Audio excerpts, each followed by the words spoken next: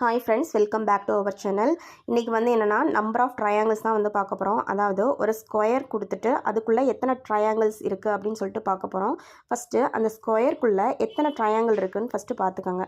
1 2 3 4. இப்போ 4 ட்ரையாங்கிள்ஸ் வந்து இருக்குது.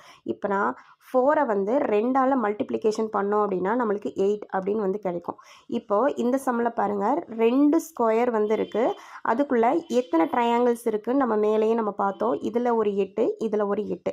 இப்போ இந்த 2 ஸ்கொயர் வந்து என்னென்னா ஜாயிண்ட் ஆகிருக்கு. அப்படின்னா அந்த ஜாயிண்ட் ஆகிற எத்தனை இடத்துல ஜாயிண்ட் ஆகிருக்கு அப்படின்னு சொல்லிட்டு பார்க்கணும். இங்கே 2 இடத்துல ஜாயிண்ட் ஆகிருக்கு, சரிங்களா? அப்படின்னா 8 + 8 + அந்த ஜாயிண்டான அந்த 2ஐயும் நம்ம இதில் போட்டுக்கிட்டோம் அப்படின்னா நம்மளுக்கு இதோட வேல்யூ நம்மளுக்கு கிடச்சிரும். அதே மாதிரி தான் இங்கே வந்து என்னென்னா தேர்ட் சம்மில் 3 ஸ்கொயர் வேல்யூ வந்து இருக்குது நம்மளுக்கு.